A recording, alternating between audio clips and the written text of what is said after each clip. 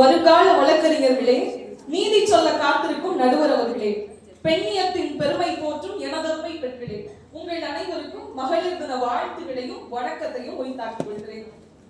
வழக்கறிஞர் கோட்டை அணிய காத்திருக்கும் விநாயகா மிஷன் சட்ட கல்லூரி மாணவியாகிய ஜஸ்டிஃபா ராஜ் எனும் நான் காலம் தந்த இந்த பொன்னான வாய்ப்புகளை எல்லாம் கையில் ஏந்தி காரிருளை போக்கி கதிரவனாய் இந்த இடத்தில் வந்து நின்று அலைக்கடலாய் ஆர்ப்பரிக்கும் பெண் சக்தியின் ஒரு அடையாளமாய் உலகமே போற்றும் உன்னத பெண்மையின் பெருமை சொல்ல முன்னேற்றம் என்பது வெறும் வார்த்தை கிடையாது, அது வாழ்வின் உன்னதம் என்று சொல்லி பெண்கள் ஒவ்வொரு நிலையிலும் முன்னேறி கொண்டுதான் இருக்கிறார்கள் என்பதை ஆணித்தரமாக பேச வந்திருக்கிறேன்.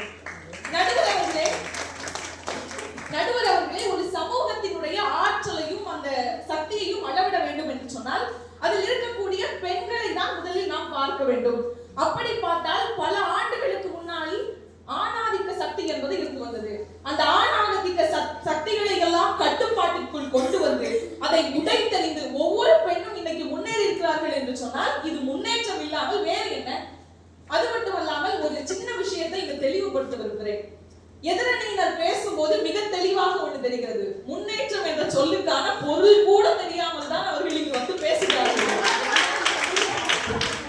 இதனை தெளிவுபடுத்த வேண்டிய கட்டாயத்திலே நாங்கள் நிற்கிற காரணத்தினாலே உங்களுக்கு முன்னேற்றம் என்றால் என்ன என்பது குறித்து நான் சொல்லுகிறேன், கேளுங்கள்.